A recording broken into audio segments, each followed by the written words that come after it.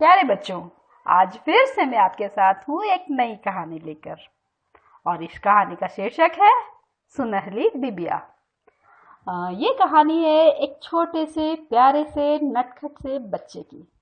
और बच्चे का नाम है गोलू। वो प्यारा सा बच्चा बिल्कुल आप लोग के जैसे ही था, एकदम प्यारा सा नटखट सा, जिसे बस खेलना पसंद था। खेलना खेलना और बस खेलना। और उसे बस नापसंद थी सबसे ज्यादा मम्मी की डांट। दिन भर मम्मी की डांट। सुबह उठते ही जल्दी उठो, होमवर्क तैयार करो, स्कूल जाओ, सामानों को सही जगह जगह पे रखो। कितनी डांटती है मम्मी। उसे बिल्कुल नहीं पसंद था ये सब। उसके बाद फिर स्कूल जाओ, स्कूल में वही बोरिंग दिनचर्या। शिक्षक जी डांटते रहेंगे, ये बनाओ वो बनाओ, ये क्यों नहीं बनाया, वो क्यों नहीं बनाया, ठीक से बैठो, ऊँघो मत, बदमाशी मत करो। तंग तंग हो गया था वो। उसे ऐसी लाइफ बिल्कुल पसंद नहीं थी। वो तो चाहता था आराम की जिंदगी, जैसे कि पापा की है। पापा की जिंदगी उसे बहुत पसंद थी। पापा कितनी अच्छी जिंदगी जीते हैं। सुबह उठकर उन्हें किसी किचकिच का सामना नहीं करना पड़ता।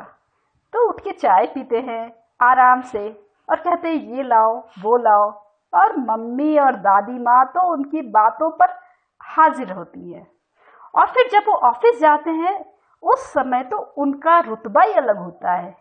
नहा धो के शर्ट पैंट पहन के और उसके ऊपर टाई लगा के जो वो परफ्यूम छूटते हैं, आहा, चारों तरफ खुशबू फैल जाती है। और बड़े रौब से वे तो ऑफिस जाते हैं। और इसके भी बाद जब वो शाम में आते हैं, तब तो मम्मी उनके लिए जल्दी से दरवाजा खोल के उनकी मनपसंद डिश बना के लाती है। वैसे ही दादाजी का तो हर कोई कहना मानता है। घर में किसी की भी मजाल नहीं है कि वो दादाजी का कहना टाल सके। दादाजी की कही हुई हर बात का पालन होना ही चाहिए। जिंदगी तो इन्हीं लोगों की है। मैं तो बेकार अपनी जिंदगी जी रहा हूँ। गोलू हमेशा ऐसा ही सोचा करता था। लेकिन उसके पास बस भी क्या था। इन्हीं यादों के सहारे, इन्हीं अपनी सोच में डूबा डूबा अपनी जिंदगी बिता रहा था। एक दिन वो स्कूल से लौट रहा था। रास्ते में उसने देखा एक महात्मा जी बैठे हैं। वह दौड़ा दौड़ा उनके पास गया। उसने कहा, महात्मा जी आपको प्रणाम।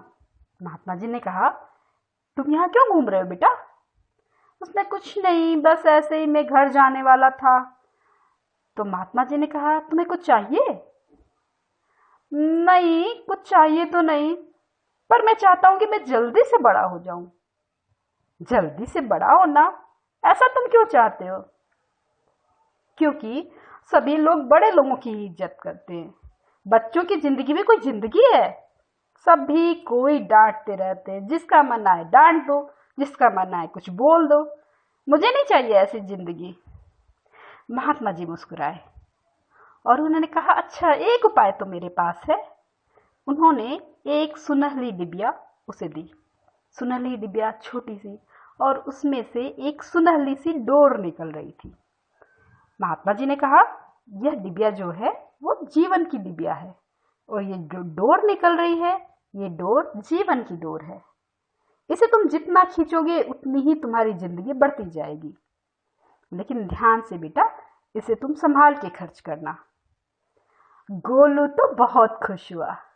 उसकी तो जैसे मन की मुराद पूरी हो गई। भागते भागते घर आया और उसने अपने कमरे में बैठकर उस डिबिया को देखा, सुनहरी डोर। और उस डोर को उसने पकड़ के फटाफट काफी सारी डोर खींच दी। और फिर जैसे अचानक से मौसम बदल गया, आसपास का वातावरण भी बदल गया। अब वो बच्चा नहीं था, अब वो बड़ा बन गया और आसपास उसके बच्चे भी नजर आ रहे थे। यानी अब वो पापा बन गया था। और उसने देखा कि उसके साथ की जिम्मेदारियां भी बदल गई थी। वो जब सवेरे उठा तो उसके मन में चल रहा था, अरे मुझे ऑफिस समय पे पहुंचना है, और कल जो बॉस ने मुझे काम दिया है उसे भी मुझे जल्दी से पूरा करना है। फाइलें निकाल कर उसने सरसरी निगाह डाली, अरे बहुत सारा काम बचा हुआ है। इतने में उसे अंदर से आवाज आई, ये सारे सामानों की लिस्ट है, इन्हें टाइम पे लेते आना। अरे हाँ, मैं तो ये भूल ही गया। तभी दो छोटे छोटे बच्चे आए। पापा पापा, आपने कहा था, आपने प्रॉमिस किया था कि आप हमें इस बार घुमाने के लिए कहीं ले चलोगे, अब हम नहीं मानने वाले। गोलू अपना सिर लेकर बैठ गया। उसे, हाँ हाँ मैं कर रहा हूँ, मैं कोशिश करता हूँ। और वो झटपट नहाने के लिए बाथरूम में घुस गया। झटपट नहा के निकला तो अपने काम करते करते वो फाइल देखते देखते उसने झटपट अपना काम पूरा किया और देखा कि घड़ी में तो 9 बज गए। वो उसने जल्दी से बस पकड़ी। बस के लिए भी उसे काफ़ी भागना पड़ा।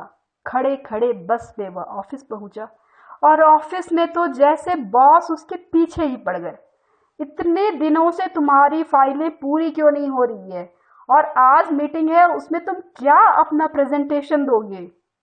गोलू तो जैसे लगा कि ये सारा काम, इतना काम, और वो फिर से आके अपनी टेबल पर बैठ गया और अपनी फाइलों में सिर गड़ाए गड़ाए गड़ाए रहा। और तभी अचानक उसने देखा कि घर जाने का समय हो गया। भागता दौड़ता वो घर पहुंचा। घर पहुंचते ही वहां पे उसकी पत्नी तैयार थी। आपको इतने सारे काम थे, आपने करवाया नहीं। आपको मेंटेनेंस करवाना था घर का, वो भी आप नहीं करवा रहे हैं। बच्चों के लिए भी ये करना है। गोलू तो फिर से सिर पकड़ के बैठ गया। कुछ दिन ऐसे ही गुजरे। गोलू को भी लगा ये जिंदगी तो और भी बुरी है, इसमें तो मजा छोड़ो, इसमें तो हंसी की एक, खुशी की एक मुस्कान भी नहीं है। गोलू को लगा ना ना, इस जिंदगी में तो वो जी ही नहीं सकेगा। गोलू फिर अपने कमरे में गया। उसने डिबिया उठाई और उसने देखा कि सुनहली डोर तो खत्म हो गई है, चांदी की डोर उसमें है। उसने उस चांदी की डोर को भी फटाफट फटाफट खींच दिया और वो चांदी की डोर खत्म हो गई। वहां एक मटमैली सी डोर आ गई। और अब अचानक से समय फिर बदल गया। वो काफी बूढ़ा हो गया और वो सो के उठा तो उसे लगा कि वो उठ भी नहीं पा रहा है। उसके पाँव में, हाथ में बहुत दर्द है, घुटने उसके कराह रहे हैं और उसकी आंखों से बहुत धुंधला दिख रहा है। उसने मेज के पास पड़ा हुआ चश्मा उठाया और पास पड़ी हुई लाठी को उठाकर कुछ चलने का प्रयास किया। बाहर आके कमरे में बैठा तो उसकी बहू बोल रही थी कि सर पापा जी, आप जो है यहाँ बैठे हैं, आप पहले अपना बीपी चेक करवा लीजिए। आपकी शुगर लेवल भी बहुत बढ़ी हुई है और आप मीठा खाना तो बिल्कुल बंद कर दें। आपका बीपी भी बहुत हाई रहता है, आप सिर्फ डाइट फूड पे आपको रहना है। गोलू बेचारा सिर्फ सिर हिला के रह गया। उसके बाद उसने अपना नाश्ता किया। नाश्ते में सिर्फ उबला हुआ खाना और उसके साथ दवाइयाँ दवाइयाँ। गोलू तो ये देख के चकित रह गया, ये कैसा जीना है। कुछ देर के लिए वो बाग में निकला। बगीचे में देखा कई सारे बच्चे खेल रहे हैं, तितलियों के पीछे भाग रहे हैं और गोलू को ये देख के बहुत अच्छा लग रहा था। वो भी चाहता था वो तितलियों के पीछे भागे, लेकिन उसके घुटने चल भी नहीं पा रहा था। वो तो, कितना दर्द है इस जिंदगी में, कितना दर्द है। कुछ दिन ऐसे ही बीते। वो जिंदगी तो इसे रास ही नहीं आ रही थी। ये कैसी जिंदगी है। अपने बिस्तर पर पड़ा पड़ा वो सोच रहा था, मैंने क्यों अपनी जिंदगी ऐसे बर्बाद की। मुझे नहीं चाहिए ये जिंदगी, मुझे नहीं चाहिए। मैं तो फिर से अपना बचपना चाहता हूँ, फिर से बच्चा बनना चाहता हूँ। मुझे नहीं चाहिए ये जिंदगी। वो रोने लगता है, चिल्लाने लगता है और अचानक उसकी आंख खुल जाती है। गोलू सपना देख रहा था और मम्मा उसे उठा रही थी। गोलू जल्दी उठो, स्कूल नहीं जाना क्या। अरे मम्मा आप कितनी अच्छी हो। गोलू ने अपनी मम्मी को गले से लगा लिया। आप तो मेरी सुपर मॉम हो। मम्मा गोलू के व्यवहार से बहुत चकित थी। गोलू आज तो तुम बहुत प्यार के मूड में दिख रहे हो। हाँ मम्मा, आज से मैं आपकी हर बात मानूंगा। और गोलू की जिंदगी पूरी तरह बदल गई, क्योंकि वो समझ गया था कि जीवन जो है बस इसी पल में है और बचपन जो है वो इतना कीमती होता है, इतना कीमती होता है, बिल्कुल सुनहरी डोर के जैसा। ये फिर कभी नहीं आ सकता। तो बच्चों, कैसी लगी आपको ये कहानी? ये कहानी जो है आप कमेंट करके हमें ज़रूर बताइएगा। और ये हमेशा याद रखिएगा, जीवन जो है, बचपना जो है, वो सिर्फ आपके लिए जो है बहुत बहुत बहुत कीमती है। इसे वेस्ट मत कीजिए, इसे बर्बाद मत कीजिए। गोलू का तो सपना टूट गया, लेकिन ज़िंदगी बर्बाद करके और फिर हमारा सपना टूटे, ये किसी भी तरह से लाभप्रद नहीं हो सकता है ना बच्चों। तो बच्चों, अपने जीवन को, अपने बचपने को बहुत अच्छी तरह जिए और इसमें बहुत कुछ हासिल कीजिए। यही आपके जीवन की पूंजी होगी। तो चलो बच्चों, फिर मिलती हूँ मैं कल दूसरी कहानी के साथ।